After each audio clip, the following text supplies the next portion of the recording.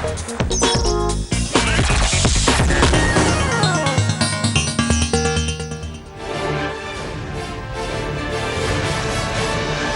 evening and a very warm welcome. You're watching India's first Twitter debate, Your Vote 2005. This is the third episode of this innovative concept that we are putting out in headlines today, which allows you, our viewers, to participate live in a television debate. Tonight we're discussing, can the Narendra Modi model of Gujarat revive the India growth story? Debating tonight, representing the BJP senior leader and spokesperson Piyush Goyal, representing the Congress party, Minister in the Manmohan Singh government, Young Turk from Mumbai, Milind Deora, representing the Aam Aadmi Party, straight out of our campaign, Shazia Ilmi. Welcome to all our three debaters tonight. I want to go across to my colleague Pierre right at the start of the show so that he can explain to you how you can participate in this live Twitter debate. Pierre, take it away. For viewers to participate, we want you to tweet along, and here's how you do that. Three very simple instructions. First, tweet your reactions and questions to each of the guests based on what they're saying. The second tip that we have for you is to make sure that you use, and we're going to get that up the screen, we're going to make sure that you use the hashtag YourVote2014 and the guest's name or the guest's Twitter handle. Either one of those will work. And finally, make sure to use very clear language in your tweets. You should disagree or agree and make sure that it's absolutely clear which way you're going on that tweet. And that's it. It's that simple. Three easy tips for you. Back to you, Rahul. All right, we've had phenomenal response for the first two episodes of this program. Let's see how tonight's episode goes. I want to go across first to Treasurer of the BJP, senior BJP leader Piyush Goyal, to explain the one question that's being debated nationally at this time, sir. Can the Narendra Modi model of Gujarat revive the India growth story? Modi's detractors say that's the worst thing that can happen to India. Why do you believe, Mr. Goyal, that the Modi model of Gujarat is the best thing that can happen to India? Your time, sir, starts now. Well, Mr. Narendra Modi has no particular model for Gujarat or for a state or for the center. He believes good governance is based on a few guiding principles. The first principle he believes on is that government has to get out of people's life. People have to be allowed to work on their own. Minimum government, maximum governance. That's the credo he laid down 12 years ago in Gujarat. That's the credo he is offering to the nation. Mr. Modi also believes that now it's time that we empowered our Indian brothers and sisters. People are not looking for petty doles or only entitlements. People want jobs. People want skills. People want sustainable incomes. Young India is aspiring for a better future. That's what Mr. Modi offers. He wants an empowered India. He wants people to learn how to fish rather than be satisfied with some temporary fish. His governance is output focused rather than outlay focused. He believes that mere outlays cannot resolve the problem of India. It's ultimately good outcomes, time-bound outcomes, and outcomes which are for the general good of the people. Again, a proven track record is what he offers the people.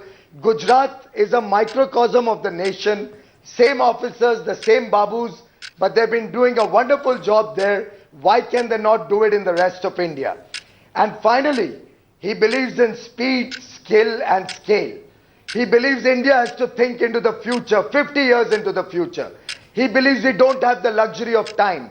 We have a restless India which wants a better future for the people. And he believes that skill development is the mantra which will take people out of poverty, malnutrition, which will bring people a better life, good homes. Your 2 minutes are over. To support Piyush Goyal, you need to use the hashtag YourVote2014. Use his Twitter handle Piyush Goyal or Piyush or Goyal and write in whether you agree or disagree with him. The contention made by the BJP representative tonight is that the government has no business of being in business. The era of doles is over.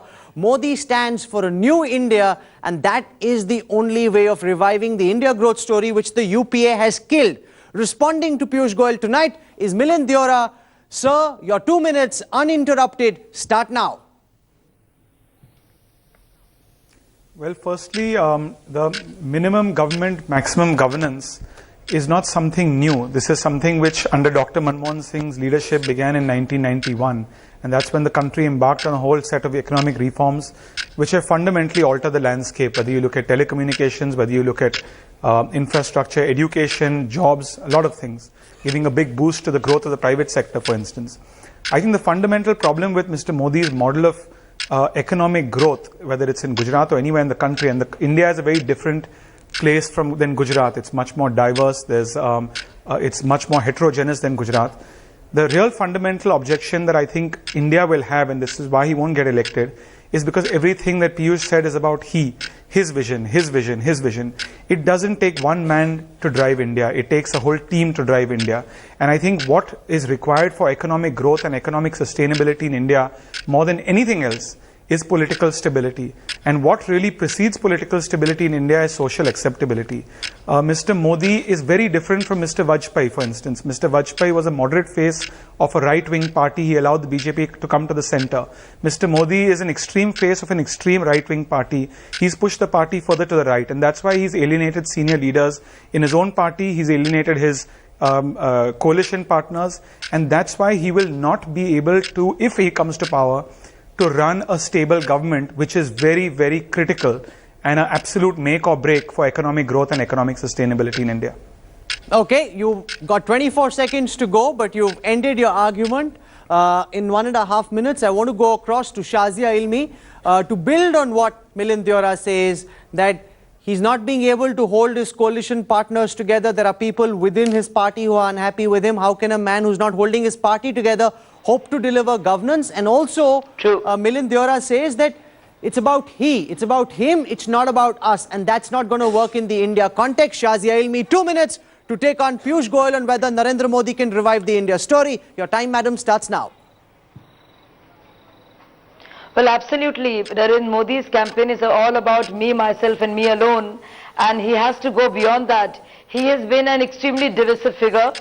I can't imagine a man like Narendra Modi holding the helm of country's affairs when he has not been able to keep the seniors in his own party happy.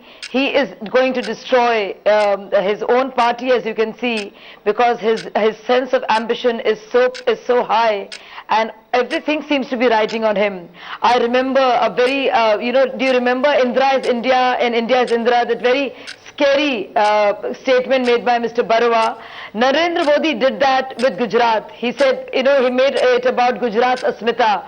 Now it's all about him, and I think it's extremely scary for a democracy. I fear a man like that should hold the country's reins in his hands, who's not been able to actually, run his own party affairs very well, and also a man who claims to fight dynastic succession or corruption, which are two major issues in this campaign. I think his party falls short of all the demands of the people where that is concerned. Narendra Modi's campaign is extremely high on hype, but very low on substance. He promises too much. And yes, it is true, it is all Modi-centric. There is nothing about people. Where are the people? Where are the people's issues in his campaign? It's all about his speeches, many of them extremely deep, deplorable in nature. If Gujarat's model of governance had any merit to it, he would not have fought shy of addressing serious issues that were raised by Arvind Kejriwal. Also, it's extremely scary to hear Narendra Modi's view of Arvind Kejriwal, that he calls him an Pakistan agent of Pakistan. Okay. Knowing very well that this is meant to... Your time, madam, is over. You've had your 2 minutes. I just want to repeat for our viewers, use the hashtag YourVote2014. Put in your tweets. I can see on my computer we're getting lots of tweets coming in. I want to go across to Shiv Arur to give us a broad sampling of what people are writing into this live program, Shiv. Lots of tweets coming in, Rahul, as we've already seen in the first, the first round of things that our speakers have had to say tonight. It's an emotive topic. People have very strong views already being reflected in the tweets. We're getting someone called Sanwal Chandra says, disagree with Piyush Goyal. With this hype about the Gujarat model, you have not talked about how you'll apply it to the whole of India, which is a question a lot of people are asking. Smile for 2014 says, Modi is the only answer to revive India. Talking about the economy, of course. Chanakya74 says, please let us know, and this is directed at Shazia Ilmi, please let us know your thoughts on Narega. Would you raise the budget or scrap it entirely? So you've got people asking very specific questions, people completely clued in on what, parties are really promising. Divyatman says, Aam Aadmi Party spoiled the opportunity it had to show their model of development. India can't be given to a learner. And finally, Harshal says, and this is to Piyush Goyal, Gujarat state has shown excellent development. Modi ji is the best leader. So you've got this mix of tweets, Rahul, where people are either agreeing or disagreeing, which is of course the spirit of the show. No, Modi cannot revive. He doesn't believe in inclusive growth. Farmers are dying, says another Twitter user. We've got that module on your screens where you can see many of those tweets coming in. Very emotive, and that's being reflected, Rahul. Deeply polarizing opinions expressed both sides. We'll just run a sentiment algorithm in just some time from now. But before that, one round of interjections. I want to go across to Piyush Goyal on the argument made both by Milind Deora and Shazia Ilmi that with Modi, it's not about Gujarat, it's not about us, it's always about him. He's so individualistic in his approach that what he's done in Gujarat can never be successfully replicated in India as far as the growth story is concerned. You've got 1 minute to answer the charge of Milind Deora and Shazia Ilmi. Sir, your time starts now. Rahul, I'm extremely glad that the Congress and the Aam Aadmi Party have shown their true colors. They are both on the same side because they are very scared of Mr. Modi. But the fact is that this is a democratic party. It's a vibrant democracy. I can disagree with my leaders. My leaders all have very healthy arguments, and I think that's the strength of the BJP. Unlike the other two parties, where if one disagrees with Rahul Gandhi, he's thrown out, or if somebody disagrees with Arvind Kejriwal, there's no scope for disagreement. The BJP prides itself in its internal democracy. I believe Modi is the only leader, and all polls show by a far stretch who can provide political stability, economic growth, and the only leader in whose state farmers' suicides are zero, as per a response in the Rajya Sabha by Milind Deora's government. The only leader in whose state manufacturing is 28% against the national average of 15%, and the only state in India where unemployment is down to 1%. Okay. I think his track record proves it all. I think we need to Innuendo end will there. not Your work. time is up. You're saying the track record speaks for itself. Innuendo is not enough. And that's the question I want to put to Milind Deora, because a lot of what you've said has been rhetorical. The reality of Gujarat is that Gujarat has indeed prospered faster than the growth rate of other states, faster than the national growth rate. And that shows that here's a man with a proven track record which he hopes to extend to India. So let's be specific. Let's not be general and vague. Milind Deora, your opportunity to rebut Piyush Goyal starts now, sir. Yeah, well, firstly, I know Piyush well, I know Shazia well. I wish them both my best. They're good people. But I think both their parties are similar in a way, because both their parties believe that the individual is very important. Both the parties have only highlighted problems in our country. Neither of the party has a solution to the problems. Today, if we talk of corruption, for instance, my ministry, in the Ministry of Telecommunications and IT, we have a massive e-governance program which is trying to reduce the human interface between the citizen and government, which I believe is the way to actually reduce corruption. It's the way to actually improve transparency. Just making rhetorical claims and statements that there are people corrupt everywhere and people will send this one to jail, or what Piyush is saying that Mr. Modi believes in minimal government and maximum governance. What is the solution? I haven't heard one solution. In the last few years, for example, when our government came out with direct benefits transfer and Aadhaar, it might not be the most perfect solution in our country. Has someone given a better solution on how we can You're use asking technology for solutions. to That's an redirect important subsidies point. to improve the performance? Your 1 minute is over. No one interrupts you when you speak. When the buzzer goes off, that's when the speaker must stop his argument. I want to go across to Shazia Ilmi, and the same point to you, Shazia. A lot of what we heard from you in your opening arguments was just rhetorical. On the specifics of the Modi model of governance, what it stands for, the growth that it has achieved in India, you haven't presented a compelling counter. A lot of those people in those tweets were saying when you had an opportunity, you didn't demonstrate what the Kejriwal model of governance was. You ran away. At least Modi has a proven track record of governance over 15 years. If you want to take on Modi, be specific. And on those specific arguments, your opportunity to speak starts now. Shazia Ilmi. Well, more than 16% of our GDP is eaten up because of corruption. and it's only Aam Aadmi Party which has looked at corruption seriously. We want to go into specifics. Let the viewers know, and let all the people who are following us on Twitter, let them know that it was BJP who opposed FDI tooth and nail in all sectors, while Aam Aadmi Party was criticized for opposing FDI in retail in Delhi. Let me make it amply clear to everybody listening in and tweeting that FDI was opposed tooth and nail by all in BJP, and they did not let the parliament function. Narendra Modi has yet to give a model of governance where job creation is concerned. Narendra Modi has yet to give answers where transparency is concerned and crony capitalism is concerned. As far as social security benefits and social security blanket is concerned, let the viewers be informed that it is BJP which wants to increase the ambit of Manrega schemes. Okay, your time is up. Your time is up. Okay, Shazia, your time is up. We've had one round of opening arguments. We've had one round of interjections. I want to go across to my colleague Pierre, who will now run a sentiment analysis for us. There's a special algorithm that has been developed for headlines today. This algorithm will now analyze, on the basis of all the tweets that we received so far, how many of the tweets that each of our speakers has received has been positive and how many have been negative. This is not an aggregate. This is just for each of our individual speakers. Let's see where they stand. Pierre, take it away. All right, Rahul, remember this algorithm developed by our partners, Frol. It's completely automatic.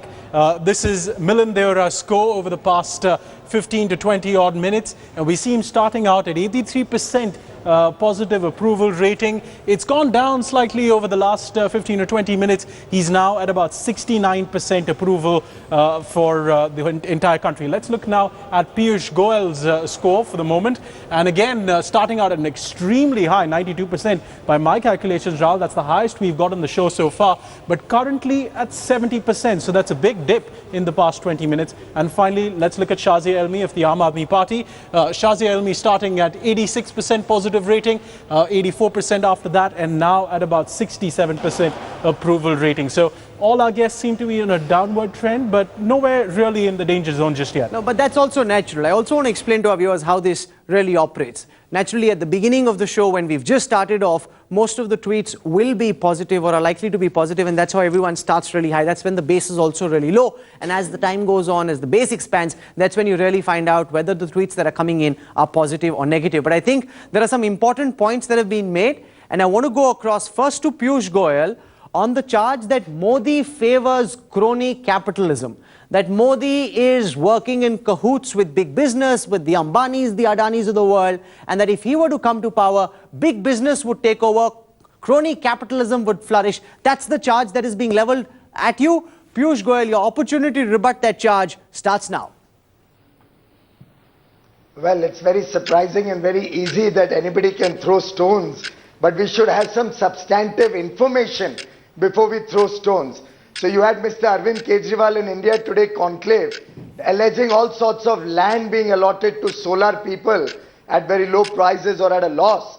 And then you had in that same conclave people standing up in the audience and demolishing all the falsehoods of Mr. Kejriwal. And as far as my friend Milind is concerned, it is his telecom ministry which had the country's largest scam of 1,76,000 crores. Not my figure, the CAG of his government, the India's Auditor General saying that. And after that he's saying his leader has solutions against corruption. And whereas nobody has ever alleged a single instance of corruption against Mr. Narendra Modi, if there's one honest leader and the referendum today is on a good leader, that's Narendra Modi, not a single scam. He doesn't favor anybody. If at all there is a favor in so-called crony capitalism, that's where your argument must all the other rest. states will have to answer except Okay, that's an important point that you're making, and I want to go across first to Shazia Elmi, that a lot of this is hype, it's innuendo, it's sensational charges, no specifics have been given. You allege that Ambani will benefit, you allege that the Adanis have benefited, but Arvind Kejriwal, Piyush Goyal alleges, has failed to establish any of those charges conclusively. It's a lot of political rhetoric. How do you respond? Shazia Elmi, your 1 minute starts now. Well, if you look at Shimalu and Yedurappa, you know exactly how clear they are on corruption. If you look at Narendra Modi's own cabinet, you know there were serious charges of corruption and ministers had to leave his cabinet because of that. Not found out by Modi, but by others. If you see Modi's stance on Lokayukt, everybody knows just how power-centric and Modi-centric even that body of Lokayukt was meant to be. Again, I would like to reiterate that Narendra Modi is resorting now to communalism because he knows that there are huge holes in this model of development, and this much touted model is actually being questioned far and wide, and he can't seem to find answers. What was the need for him to contest from two places? What was the need for him to go and invoke communal passions on this issue? Also, I think it's deplorable that he's using his name. He doesn't respect gods and goddesses, and this Har Har Modi will work against him. He's in such a hurry. He is Okay, so your time is up, Shazia. That's where you end. But I want to go across to Milind Deora on the point that Piyush Goyal made, that there is not a single allegation of personal corruption against Narendra Modi. There are charges, including against the ministry that you currently run, obviously not when you were minister, but earlier with A. Raja, of very serious charges. Now, the point being made by Piyush Goyal is there is Modi's personal integrity is unimpeachable. No one has questioned it so far, not even the Congress. Your 1 minute, Milind, starts now. Well, firstly, since my friend Piyush is talking about the 2G scandal in my ministry, I don't know if how many viewers would know that the first come first serve policy was a policy which was initiated by the Vajpayee government in 2003 and by Piyush's government. All that we did was we just continued that. If a minister is guilty, found guilty and convicted by the court, so be it. We'll welcome that verdict. We're not here to protect anyone or carrying a brief for anyone. But if Piyush gets into criticizing what was CAG's figure, people should know that that was a policy that in the wisdom of Mr. Vajpayee was initiated in 2003, and we, when we came to power, just continued that in 2004. I think, frankly, as a young person in this country and someone who's fighting for office, it's very immature for any political party or political leader to say, I'm great, I'm God, everyone else is bad, and I have the solutions to every problem in this country, and that I can guarantee there won't be any corruption. Listen, corruption is an important issue in our country, and okay, your time it's must good end. people and bad your people time that ends, make up your 1 organizations. minute ends over there. I want to go across at this juncture to Shivaru to give us a sampling of what people are posting on Twitter using the hashtag YourVote2014. Shiv, why don't you explain what is the buzz on Twitter this time? People getting angrier, people getting more riled up on this very this very contentious topic, and we're seeing that once again reflected as we go forward in more of those reactions. Rahul, sorry Milind Deora, you are wrong to drive growth. You need a leader to lead a team that manufactures growth, says one of our Twitter users. We've got one person telling Shazia Ilmi, can you give me a 10-point agenda on how you want to create jobs if you are after all corporates?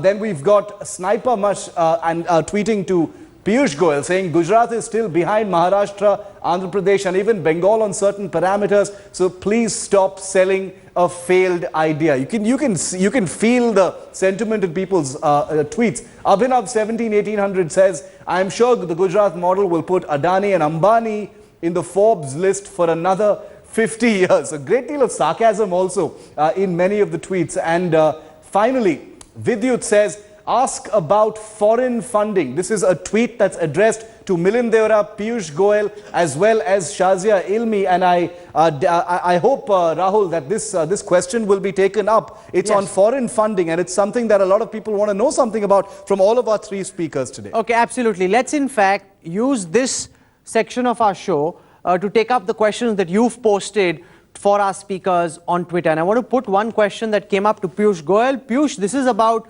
Modi model being more hype than substance. The fact that there are several indices where Gujarat is still lagging, social development indices, malnourishment, infant mortality. The Gujarat model still lags over there. So there's a certain hype that's been built, there's a certain myth that's been built. Not all of it is reality. Piyush Goyal, your time starts now. Rahul, sadly, none of you has got into the detail of exact statistics. Malnutrition and infant mortality. Gujarat stands out over the rest of the country. You have to check the opening figures when he inherited office and the figures that are last reported, which are quite old, 3 or 4 years old, even in that, the reduction in malnutrition and infant mortality in Gujarat, performance is the best in the country. The Government of India's statistics show that ICDS, Integrated Child Development Scheme, performance of Gujarat is the best in the country. Reduction of malnutrition is almost 38% against the national average of 19-20%. On every parameter, Gujarat outperforms. There will certainly be more that he has to do, and he will do. But the fact remains that across the board, when you see human development indices, Gujarat stands out for its exceptional performance during Okay, the Modi's buzzer has tenure, gone off, but you made an considering what he important point that inherited. you can't criticize Modi for where things stand now. Milind Deora, to actually critique Modi, you have to look at where Gujarat was on these same parameters when he started out in 2002. Look at how much he's been able to improve the condition on these same parameters according to the government's own data. According to central government data, Gujarat is actually improving the condition of its people much better than the other states, and therefore that criticism Piyush Goyal argues is flawed. Your opportunity to rebut his argument starts now. Milind Deora. No, firstly, on so many parameters, a much hyped part of an economy and of attracting investment is how much FDI does one attract. In just 2012 alone, a state like Maharashtra, which is the most industrialized state, attracted 9.5 times more FDI than Gujarat alone. So what are we talking about? And in fact, I've never heard Mr. Modi once talk about his views on GST. Why is the BJP stalling the goods and services tax, which is so important for this country, which will reduce corruption, it will boost the growth rate of this country. I've never heard Mr. Modi talk about FDI. I mean, we haven't heard him talk about anything because he doesn't come on an interview to start with. He doesn't like to interact with the media. But I come back to my core point. For India to run and for economic growth in this country, you need political stability, and for political stability, you need social acceptability with your allies and within your party, sadly, none of which Mr. Modi has. Okay, that's an important point that you're making, and Piyush Goyal must respond that Modi is not giving interviews, he's talking in generalities. There are no specifics. Chidambaram gave us an interview where he said, what is his view on fiscal deficit? Yeah, in specific sectors. Why don't we know that? He stands on a rostrum, makes grand speeches without telling India about the specifics of the Modi model for development. Piyush Goyal, opportunity to rebut. Milind Deora starts now, sir. Well, I would wish Milind Deora is an honorable minister of the government. He must learn his facts on FDI. For the information of your viewers, FDI is reported in the state where the registered office of the company is. So if Reliance invests in Gujarat, but its registered office is in Mumbai, or Kane Energy invests in Rajasthan and registered office is in Mumbai, the FDI is reflected in the Mumbai figure, which is in Maharashtra, not Gujarat or Rajasthan. The whole country knows how badly Maharashtra is faring. Nobody is setting up industry or business in Maharashtra. The only genuine FDI they get is in financial services, because Mumbai is the financial hub of India. Kindly please study what FDI rules are. As regards Modi giving interviews, Modi has given more interviews than any leader of the Congress. Mr. Rahul Gandhi gave one interview and the whole country saw what a spectacle he made of himself. Okay. Your time is up. You're making interesting points, but that time is up. And our audience in the studio gives a warm round of applause on the argument about Rahul Gandhi's botched interview. But I want to go across to Milind Deora. Shazia, just give me a moment, because a specific charge about Maharashtra, about Mumbai, where Milind comes from. And this is that a lot of the FDI that's actually coming to Gujarat is shown being based out of Maharashtra, because that's where Mumbai is, that's the financial capital. The money is really going to Gujarat. That's the charge Piyush Goyal makes. Milind Deora, your opportunity to rebut him now. On what basis can he suggest in that case that the money, that if a company is accruing that money in FDI in Mumbai, that money is only for projects in Gujarat? If a company like Tata in its headquarters accrues money at foreign direct investment, is that only meant for Gujarat, not for its steel plant in Jharkhand, for instance? That's a nonsensical argument. The basic key point is there's no solution to the problems that he highlights. I remember he highlighted one point that he highlighted the problem that India is a huge importer of electronics, the ESDM sector as we call it, the electronic system design manufacturing sector. And he said rather than being an importer, we should be a net exporter. I agree with him. 100% agree with him.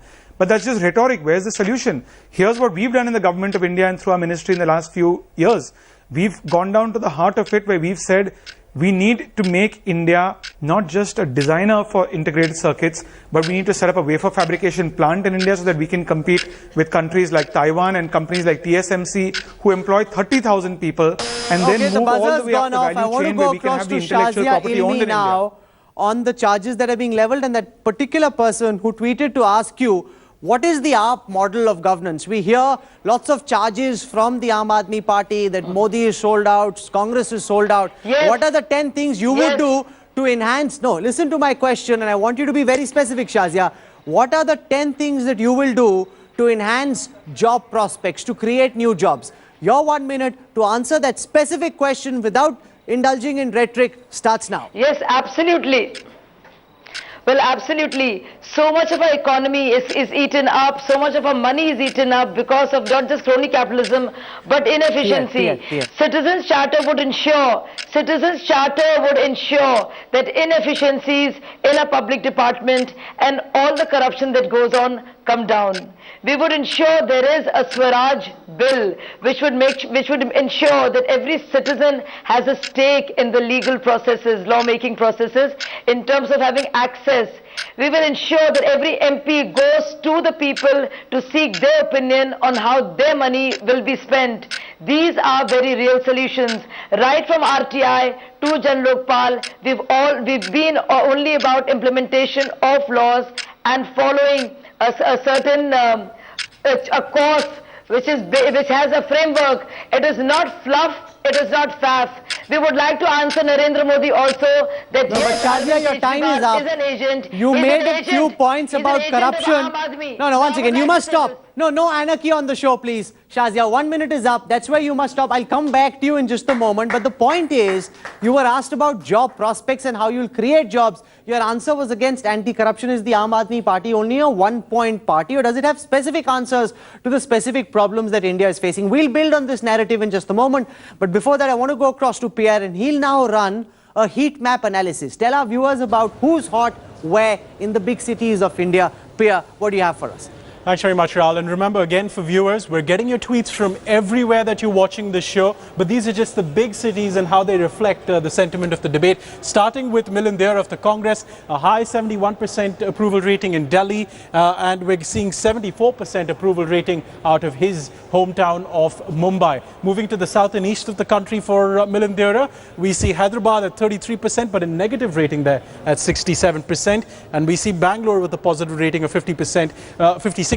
Rather. We're not getting numbers for a couple of cities from Milind Dher. Let's see if they change in the future. Piyush Goyal doing very well in Delhi, 63%. Even better in Ahmedabad at 79%. Any surprises there? Let's go to the south and east of the country, and you start with Kolkata. Over there, very even city for the BJP guest. 75% approval in Hyderabad, 67% negative rating in Chennai, and a 69% out of Bangalore. And finally, for Shazia Ilmi of the Aam Aadmi Party, we start over in Delhi, where we see the green dot, which means usually a good thing, and it is 56% in favor of Shazia Ilmi, 73% positive rating out of Ahmedabad. What's going on over there, Shazia Ilmi? Well, that's a very interesting statistic. 53% positive rating out of Mumbai. And finally, to the south and east of the country for the Aam Aadmi Party guest on our show, we see I get the numbers over there. 40% negative rating out of Bangalore. We see a high 75% in Chennai. And again, a negative rating in both Hyderabad and Bangalore over there. Rahul, back to you. Okay, it's interesting. Piyush Goyal doing very well in Ahmedabad, as I'm sure everyone will believe that he would. But there are certain parts where Piyush's arguments aren't really finding too many supporters. These, remember, are only individual responses. We will aggregate them at the end of the show. That's when you will know who's generated more positive and who's generated more negative responses. But let's just continue our debate, and I want to go across first to Milind Dher on the point that we're debating now, and this is the craving for Modinomics. And several people watching this broadcast writing in thinking that they believe that Modinomics is the way to go. Is that a reflection of people's perception of Sonianomics? You know, the failures of Manmohanomics and Sonianomics, creating the craving for the so-called Modinomics with whatever failures you might ascribe to it. Milind Deora, your time starts now. No, firstly, I think we have to look at Congress and UPA's track record over 10 years. When we inherited the government, there was an average growth rate of 5.5%. We brought it to 7.7%. We've taken per capita income levels from 20,000 rupees to 71,000 rupees. In my own ministry, just think of it, 10 years ago, there were 7 crore people who had access to telephone connections in our country. Today, there are 90 crore people. You're talking about Twitter. But little over a decade ago, just 10 lakh people accessed the internet, and today 24 crore Indians are using the internet through their mobile phones. So I think a lot has changed. We have, as a party and a government, and this has been said by many leaders in our party and in our government, we perhaps didn't communicate effectively enough about our strengths and our weaknesses. But that still doesn't take away from the fact, when you talk about Modinomics versus any other kind of economics, that what precedes economics in our country and good economics ultimately is still political stability. And I don't see, and I haven't heard Piyush reply to my point on this, I don't see Mr. Modi having any social acceptability. Okay. Forget about in the country, Your time but even is in his up. own coalition, Your time even is in up, his but own the party. principal point that you made is that the UPA has actually done a lot of economic good for this country. Their failure, Piyush Milind argues, is their inability to communicate effectively, not their failure to actually get things done. And therefore, you can't say that the craving for Modinomics comes from the negative perception about Sonianomics. Your time, Piyush Goyal, starts now.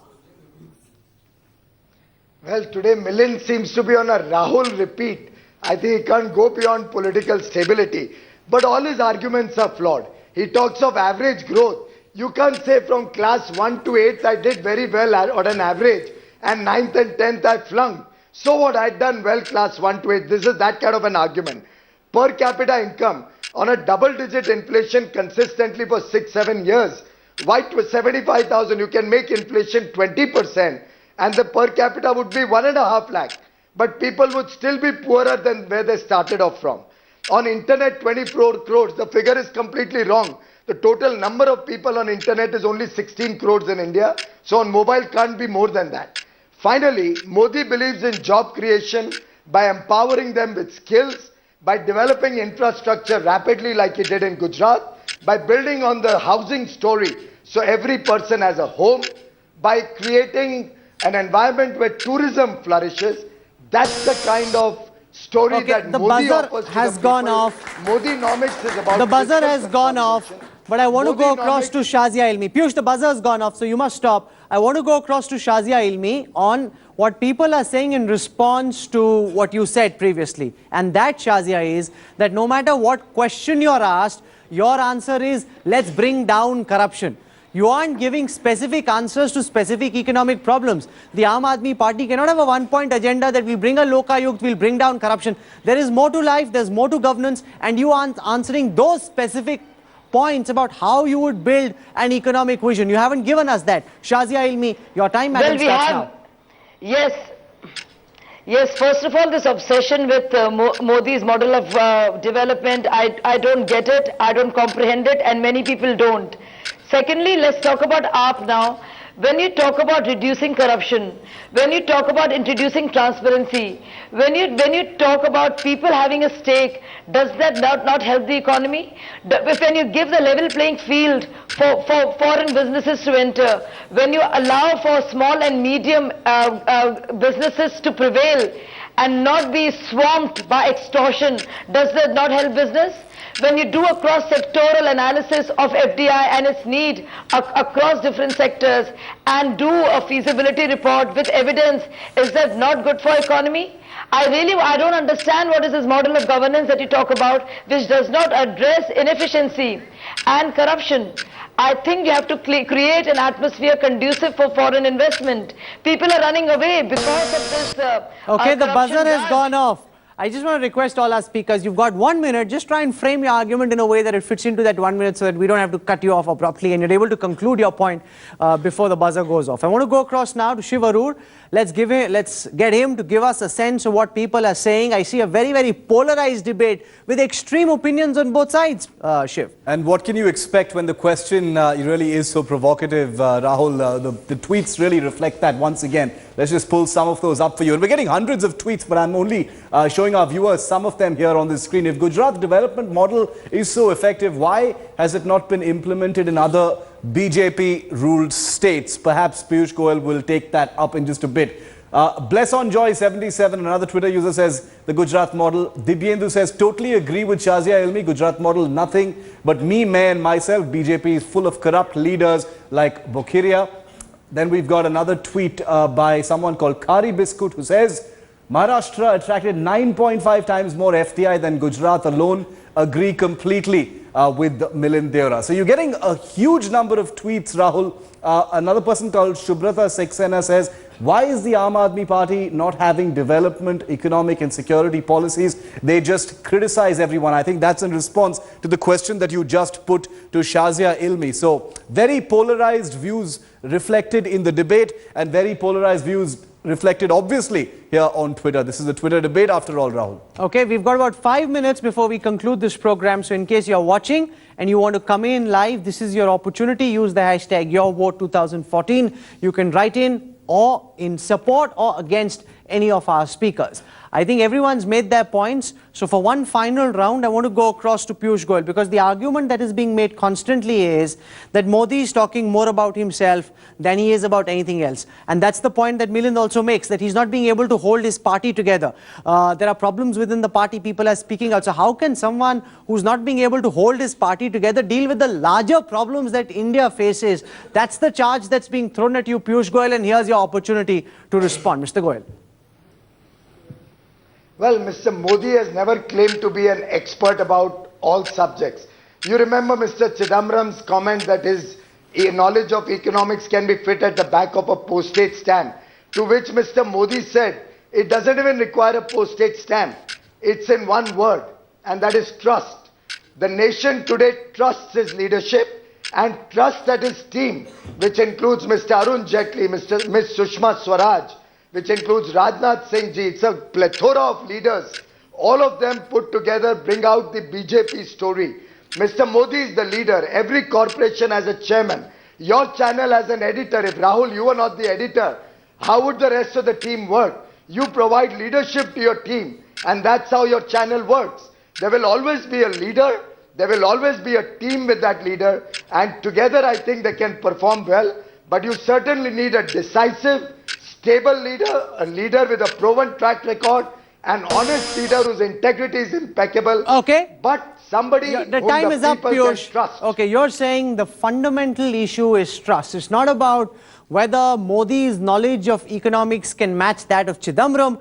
It is about the team that he brings with him to government, Milind Deora. And it's also about the fact that UPA has lost the trust of the people, and therefore they're looking for a change. And Modi can provide that change. How do you respond to Piyush Goyal, Milind Deora?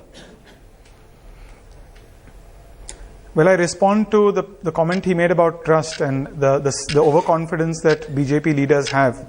In that, it reminds me of my first election in 2004, when Vajpayee ji was Prime Minister of India, and the BJP had about 186 seats in Parliament. And they were expected by all opinion polls and by all BJP leaders thumping their chests saying that we're going to come to power with 220 seats or so. And they came all the way down to 130 seats. So in some ways it's good, because I think BJP is good at believing and buying their own hype. And it's a good thing for them. I wish Piyush and his leaders all the very best. I still come back to my same point that there's a huge difference, and that's a very critical element for economic prosperity in this country, and it comes back to social acceptability. Mr. Modi is fundamentally different from a Vajpayee-led NDA. A lot of allies stayed with NDA because of Mr. Vajpayee. A lot of allies are leaving the BJP and NDA because of Mr. Modi. That's the fundamental difference, and that's why it's an unsustainable model to begin with. Okay, I see Milind Deora very smartly and deliberately taking the debate away from economics and towards the divisive, so-called divisive personality of Modi, and trying to box him into the ring. But this is a debate, and each speaker is entitled to do what he wants to try and reach out to people and get them to agree. Shazia Ilmi, I want to go across to you for one final argument that you get to make, because What Piyush Goyal has said is that the UPA has lost the trust of the people. The Aam Aadmi Party had its stint in government. The charges Kejriwal ran away. Modi has delivered over 15 years, and therefore he has the trust of an increasing number of people who believe he can revive the India story. Shazia Ilmi, your last 1 minute starts now. I would like to ask Narendra Modi and all the people who speak for him as to what BJP has done in opposition vis-a-vis police reforms, vis-a-vis judicial reforms.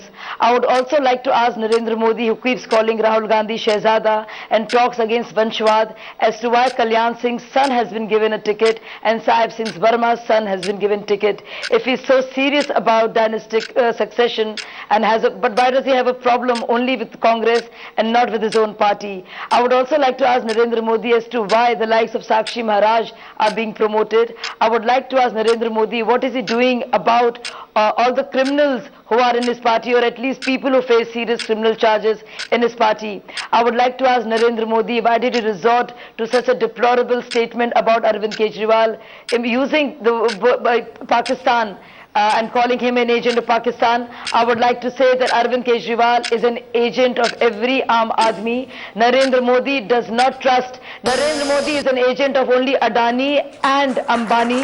He does not respect God. Okay, your time is up. I think our audience has been clapping the same people on different occasions for all three different speakers, which I think is good, that you're not a biased audience. Depending on the points that each person is making, you're deciding whom you wish to support or not. Okay, all our speakers have made their points. Whether they had the right approach or not, you discuss and you decide for yourselves. I want to go across now to Pierre, who will first run an independent individual sentiment analysis, and then we'll look at the aggregate results for tonight's program. Pierre, what do you have for us? All right, let's take a look at where it stands right now for Milind Deora. And again, starting out at 83% at the start of the show, at about 50 minutes, we now have him at about 58% approval rating for all tweets coming in with his name. Let's go next to Piyush Goyal of the BJP, and we're going to have those numbers coming up across the past 50 minutes, starting out really, really high, the highest we've seen anyone get on the show so far, right now at about 60%. So Milind Deora and Piyush Goyal neck and neck, really, in terms of approval rating. And finally, Shazia Ilmi of the Aam Aadmi Party, starting out again very high at 86 and going across the 50 minutes of this debate so far, right now at 61. But remember, these are just relative to the tweets that are coming in their name. You know, Pierre, on each of the debates that we've done so far, I've been able to guess by now who was winning or who's losing, because it's been very, very clear. But in this case, everyone's around 60-40. Yep. And can you now bring out the results? We've been debating for the last 49 minutes. What you'll see now are aggregate results. So adding all the positive tweets for Piyush, adding all the positive tweets for Milind Deora, adding all the positive tweets for Shazia, what is the end analysis? So of all the tweets, who has received how many positive and negative tweets? What do you have? Rahul, you said this was the tightest we've ever had, and here are the results. I've never seen any numbers like this. 41% of the positive tweets in favor of Shazia Ilmi, 41% in favor of Piyush Goyal, and 18% for Milind Deora. So it's a tie really at the top for the BJP and Aam Aadmi candidates in terms of the number of positive tweets we've got on the show. If we look at the negative tweets in each candidate's name, Milind Deora has the fewest negative tweets of any candidate guest on tonight's debate. Shazia Ilmi and Piyush Goyal sharing the negative score as well over here. So it's been a really, really tight race. That's the best way I can put it. I don't really know what to say. This is completely beyond our control, both Piyush and Shazia. And this is the first time we've had a tie. It's like a one-day match or a T20 match which comes down to the last ball. And we actually never thought that this was a possibility that could unfold. But Piyush Goyal and Shazia Ilmi, joint winners on our debate. And I'm sort of scratching my head and wondering what to make of that. Piyush, to you first. Well, I'm very intrigued that a debate on economy, instead of talking of substantive issues on economy, all that we heard from Shazia was the one or two arguments which they have been repeating all along. I wish they would come up with more substantive issues about the economy, like I mentioned, on the guiding principles of Mr. Modi's government, on job creation being focused around manufacturing, tourism, being focused around infrastructure creation. I think that's the kind of narrative that we are looking to hear. And the people of India, the youth, the aspirational youth, wants concrete steps for a better life for them. That's correct, Shazia. This debate ended in a tweet, in a complete tie. But that's also because the Aam Aadmi Party has a strong presence on social media, as does the BJP. But the reality is that the Aam Aadmi Party generally needs to be more specific, as opposed to the broad generalizations you made on the show. Yes. More specific about economics, specific about your solutions, Yes. which at some level, do you think you were able to do a good enough job to put those out? Well, first of all, I would like to say that whoever follows supports Aam Aadmi Party, none of them are paid. We don't have a huge PR agency, unlike BJP. So if we're getting that many positive tweets, it just says something about how people feel vis-a-vis AAP. And I think definitely AAP is the only party which has been specific. It's the only party which has given real solution. Okay. It has gone out there, highlighted issues. It has gone out there, highlighted issues. It has given answers to water problems, to electricity. It's talked about CAG audits. It's gone and exposed Okay, the show is over. complicity This was between just an the two parties. opportunity for you to make some final comments about the show and the format. We'll have to bring you back for another debate if that's Thanks. what you want. But Milind Deora, the point is that social media, at least the mind space, is Let being me run, taken let up me run. more. Yeah, is being taken up more by the BJP and the Aam Aadmi Party. And you're not giving as good a fight. And that's my larger fear, that the Congress is ceding ground to AAP, not giving as tough a direct fight. This should have been a direct fight between Milind and Piyush. And we're actually seeing Milind bringing up the bottom on the positive sentiment. Well, I think it's fair to say that there are more trolls. BJP and AAP have more trolls online than we do. And I think there's a big difference between,